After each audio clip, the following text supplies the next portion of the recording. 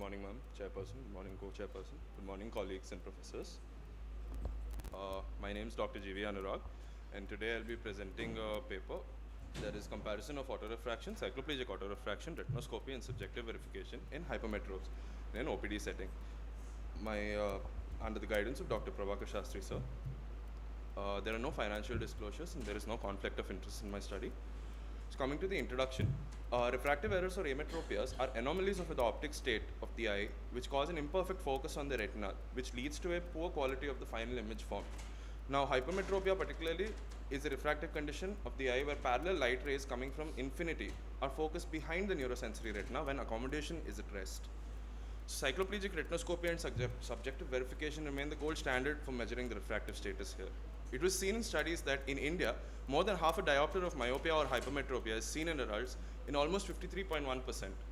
And 10.2% of adults in India are estimated to have an uncorrected refractive error, which indicates a large burden of treatable disease. Excuse me. Coming to my aim, to compare autorefraction, cycloplegic autorefraction, and retinoscopy with subjective verification post-mydriatic in hyperopic patients. The objectives of my study are to compare cycloplegic autorefraction with autorefraction, to compare cycloplegic autorefraction with retinoscopy, and to compare cycloplegic autorefraction with the subjective verification for the best corrected visual acuity.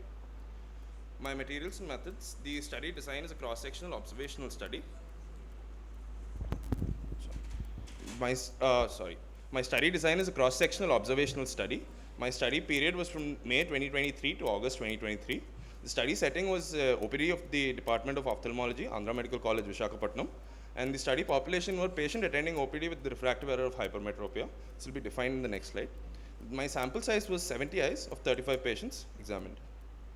Now, the inclusion criteria: patients, parents, and guardians willing to give retina-informed consent, patients aged between 6 to 21 years, patients with hyperopia, that is hypermetropia, that is a initial AR value of more than half a diopter with a complaint of diminution of vision, or up to 0.5 diopters of, or an AR value of up to 0.5 diopters with complaints of asthenopia.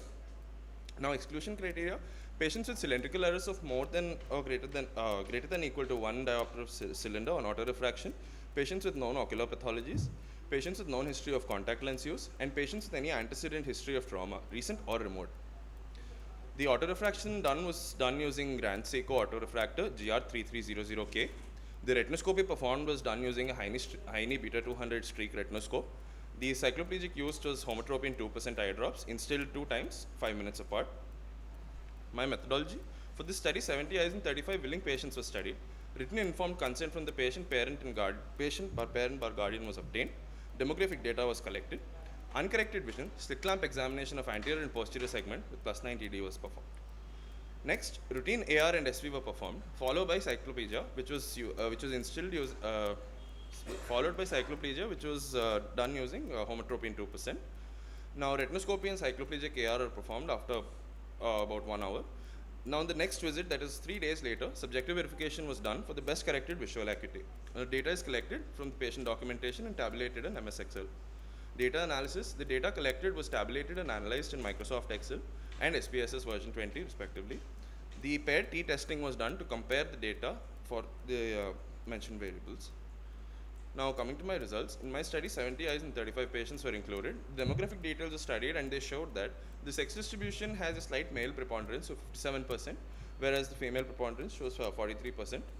The age distribution showed that 20% of the patients are aged between 6 to 10 years. Majority, that is 48.5% of the patients are aged between 11 to 16 years, and 31.5% my patients were aged 17 to 21 years, with a mean age of 13.5 years. Now, uncorrected visual acuity versus the best corrected visual acuity when they were leaving. 52% of patients showed less than 2-line improvement in best corrected visual acuity. 43% of patients showed more than 2-line improvement in best corrected visual acuity, whereas 5% of patients had an unchanged visual acuity, that is, they were not accepting glasses properly. Now, results. So, in my study, 70 eyes of 35 willing patients who met the inclusion criteria were studied. My results are as follows.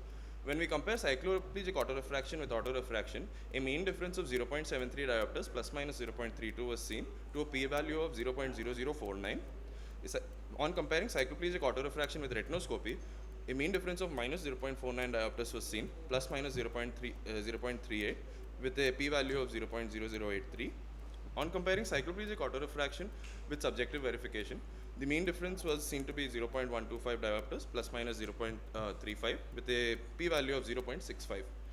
The autorefraction additionally, when I compared autorefraction with subjective verification, the mean difference was seen to be minus 0.61 plus minus 0.45d with a p-value of 0.02. So these are the graphs. This is the representative data, but these are the graphs for the above mentioned comparisons. So coming to my discussion, based on the results, I came to three inferences, which are: there is a significant difference in routine autorefraction and cycloplegic autorefraction that is being performed, and there is a significant difference in cycloplegic autorefraction and retinoscopy. Like, the data sets are not extremely similar, but when we are comparing cycloplegic autorefraction and subjective verification, the data was not statistically significant. That is, the mean differences were not a lot. The data sets were kind of similar. This implies that the difference between cycloplegic AR and subjective verification is statistically similar based on my study. Hence, refraction done under cycloplegia corresponds better to the actual hypermetropic error. Studies conducted by Uras et al., William C. et al., Hashemi et al., and Chung YF et al. Show findings that are concurrent with my study. Hashemi et al. Also observed that the spherical refraction results with autorefraction tend to be over plus in hyperopic cases, which is not seen to be concurrent in my study. This could be due to the age group differences or variation in accommodative ability of the patients. Now, Uras et al. Performed a study to assess the efficacy of autorefractors. It was observed in hypermetropes, sphere power was significantly lower in non-cycloplegic autorefraction than cycloplegic autorefraction and traditional retinoscopy. They concluded that the use of autorefractometers in children in whom accommodation is more active than older patients without cycloplegia may actually underestimate the error. William C. et al. Conducted a study to determine the accuracy of autorefractometers in a pediatric population. It found that autorefractometers underestimated hyperopic errors when used without cycloplegia. It was at least as good as a screening device as any other instrument, especially when judged by its ability to detect the anisometropia and because of the repeatability of the autorefractometer results. Now, in a study done by Hashemi et al., where a comparison of sphere and cylindrical refraction is done for retinoscopy and autorefractors. These are the other studies, you know. Yes, yes. So you need not tell in so detail what the other studies are. You just need to give the references. You can just conclude what you wanted to say. So, coming to my conclusions, autorefraction is a quick, easy to perform and reliable method of refractive estimation for assessing large volumes of patient, which is pretty relevant in India. Cycloplegic autorefraction is better than routine for assessing refractive errors of hypermetropia. However, retinoscopy remains the gold standard for refractive assessment. Thank you, ma'am. So, I mean, whatever you concluded is something different from what we already knew? It's known facts, ma'am. Just the population. Yeah. So, per se, most studies are done with myopics and hypermetropic. It's a blanket study. I wanted to particularly see what the inferences were in hypermetropic cases, because we have excessive accommodation, lot of things happening. So that's what we already know in hypermetropes. So cycloplegic refraction is a must, and retinoscopy is a must in children. But in and one more thing, what was your inclusion criteria? What is the range of hypermetropic refractive status you have taken? So patients just go back to that slide of inclusion criteria. Yeah. So once patients presented to the OPD, we usually do a routine AR and then they come to us with the uncorrected vision.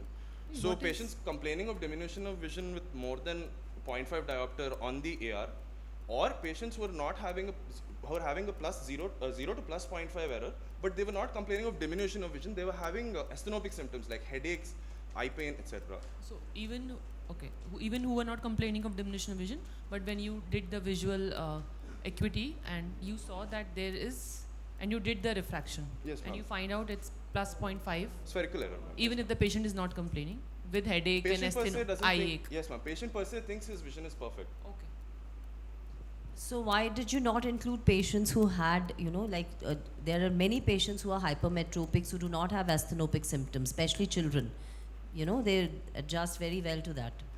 We all have seen those patients, so you did not include those patients, right? So my age criteria was 6 to 21 selection because I wanted them to be verbal and at least communicate effectively. And ma'am, the inclusion per se that the kids with excessive cycloplegics, I'm so sorry, ma'am. Could you just repeat the question once? No, I said that even if the child has no diminution of vision and no asthenopia, you will still find a lot of them turn out to be hypermetropic. When you do a cycloplegic refraction, yes, ma'am. the child will come reading 6/6 with no complaints. But in children, because they have such a strong accommodation, Stronger accommodation, smaller Yes. eyes as well, ma'am. yes, So so they're naturally yeah, hypermetropic. so you could have included all children and then done the study and seen how many were hypermetropes, you know, something like Yes, that. ma'am. Another thing, in the end, you said that retinoscopy remains the gold standard, but in your slide, you said that retinoscopy had quite a bit of error as compared to the. Ma'am, per se, not an error. The data sets were different with a statistical significance. That means they're not identical. We cannot use them interchangeably. Okay, so then how would you say that is the gold standard? What was there That's in your a study known to fact. indicate? I mean, I'm No, sorry, no. ma'am, but that's a known You fact. were so I trying think- to do the study Yes, so ma'am. that you could come to know something Yes, newer than what we already know. Yes, The ma'am. known facts were already there. Whatever your study has, concluded was already known to us. So you were trying to find something new, wasn't it? So in that, in the end, how did you say that retinoscopy remains the gold standard when the two were not correlating, right? So now how do you know which is the better one? Retinoscopy and your autoref, there was a significant Yes, ma'am. difference. Ma'am, So we then will how do you compare it say to the that best retinoscopy? So Ma'am, when you compared the best corrected, it corresponded with the retinoscopy. Much better, ma'am. That's not what I- your slide. Just show me a slide. The comparisons I have not. No, it was This there in is, your slide, and you said that the best corrected acuity corresponded to the autoref readings. Did you not? I have just compared them, ma'am. Okay. I will just show All that right, again, okay, ma'am. no once. problem. Oh, excuse me. That's okay. That's okay. I'll discuss Thank you, later with you.